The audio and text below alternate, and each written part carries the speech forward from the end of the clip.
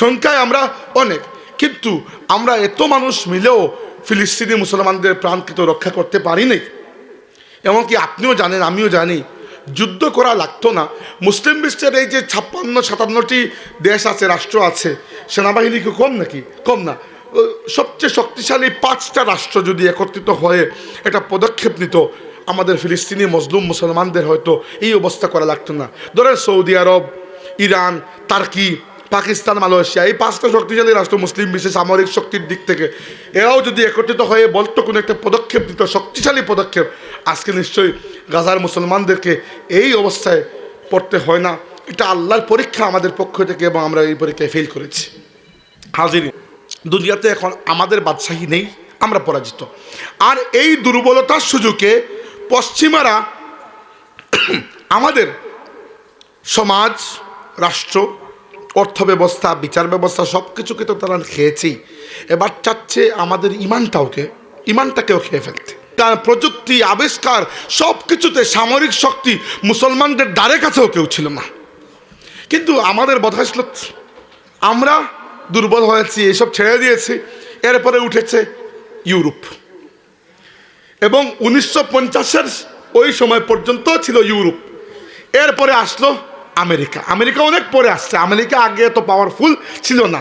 Europe নামার পরে America উঠছে। এটা আল্লাহর নিয়ম, দুনিয়াতে একদল উঠে একদল নামে। কিন্তু আমরা এখন পরাজিত হয়ে আছি। হ্যাঁ, দুনিয়াতে আপনি প্রচুর মুসলমান দেখতেছেন, না এটা ঠিক আছে, সংখ্যায় আমরা অনেক, কিন্তু আমরা এত মানুষ মিলেও ফিলিস্তিনি মুসলমানদের প্রাণকে রক্ষা করতে পারি নাই। এমনকি আপনিও জানেন, আমিও জানি, যুদ্ধ করা লাগতো না। মুসলিম বিশ্বের এই যে 56-57টি দেশ আছে, রাষ্ট্র আছে, সেনাবাহিনী কি কম নাকি? কম না। সবচেয়ে শক্তিশালী 5টা রাষ্ট্র যদি একত্রিত হয়ে একটা পদক্ষেপ নিত, আমাদের ফিলিস্তিনি মজলুম মুসলমানদের হয়তো এই অবস্থা করা লাগতো না। ধরেন সৌদি আরব, ইরান, টার্কি, পাকিস্তান, মালয়েশিয়া, এই 5টা শক্তিশালী রাষ্ট্র মুসলিম বিশ্বে সামরিক শক্তির দিক থেকে, এরাও যদি একত্রিত হয়ে বলতো কোনো একটা পদক্ষেপ নিত, শক্তিশালী পদক্ষেপ, আজকে নিশ্চয়ই গাজার মুসলমানদেরকে এই অবস্থায় পড়তে হয় না। এটা আল্লাহর পরীক্ষা আমাদের পক্ষ থেকে, এবং আমরা এই পরীক্ষায় ফেল করেছি। হাজিরিন, দেখেন একটা বিষয়, দুনিয়াতে এখন আমাদের বাদশাহী নেই, আমরা পরাজিত। আর এই দুর্বলতার সুযোগে পশ্চিমারা আমাদের সমাজ, রাষ্ট্র, অর্থ ব্যবস্থা, বিচার ব্যবস্থা সব কিছুকে তো তারা খেয়েছেই, এবার চাচ্ছে আমাদের ইমানটাকেও খেয়ে ফেলতে। এবার চাচ্ছে আমাদের মগজ, মাইন্ডকেও তারা গুলামির মধ্যে নিয়ে যেতে। জাস্ট এটাই তো বাকি আছে, আর তো কিছু বাকি নাই। আমাদের রাষ্ট্র ব্যবস্থা পৃথিবীতে এতটা মুসলিম সংখ্যাগরিষ্ঠ রাষ্ট্র, রিসেন্টলি আফগানিস্তানে অনেকটা ইসলামী শরীয়ত ব্যবস্থা এসেছে।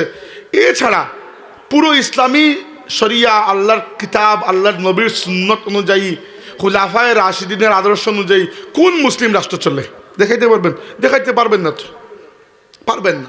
আমরা শিখেছি ওদের কাছ থেকে। এজন্য আমরা আজকে যখন আল্লাহর কাছে দোয়া করি, আমাদের দোয়াগুলো ব্যর্থ হয়ে ফিরে আসে। আমাদের মুখ নাই।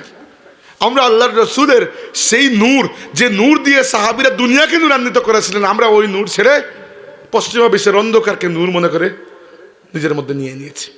হাজিরিন, এজন্য দুর্বল আমরা, আর এজন্য ষড়যন্ত্র চতুর্দিক থেকে আমাদের সামনে ধেয়ে আসছে। একটা ষড়যন্ত্র, বড় ষড়যন্ত্র হচ্ছে মুসলিম বিশ্বকে টুকরো টুকরো করে আলাদা করে রাখা। আমি আপনাকে একটা সিম্পল কথা বলি, আপনার বংশ পরিচয়, গোত্র পরিচয়, এগুলা ইসলামে কোনো সমস্যা না, থাকতে পারে। আল্লাহর নবী কারো কোনো পরিচয় ভাঙ্গেন নাই। কে মাক্কি, কে মাদানি, কে সিলেটি, কে লালাবাজারি, কোনো সমস্যা নাই। কে বাঙালি, কে পাকিস্তানি, কোনো সমস্যা নাই। কিন্তু এসব কিছুর উপরে আল্লাহ নবী বলেছেন, ইন্নামাল মুমিনুনা ইখওয়া, মুমিনরা পরস্পর ভাই ভাই। আল্লাহর নবী আমাদেরকে উম্মত বানিয়েছেন। কি বানিয়েছেন? উম্মাহ। এবং উম্মাহ কাকে বলে? রাসূলুল্লাহ সাল্লাল্লাহু আলাইহি ওয়াসাল্লাম বলেছেন, ইন্না মাসালা উম্মতি কা মাসালিল জাসাদি, আমার উম্মত একটা দেহের মতো।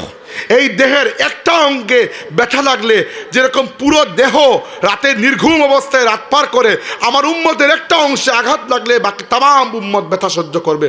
অথচ আজকে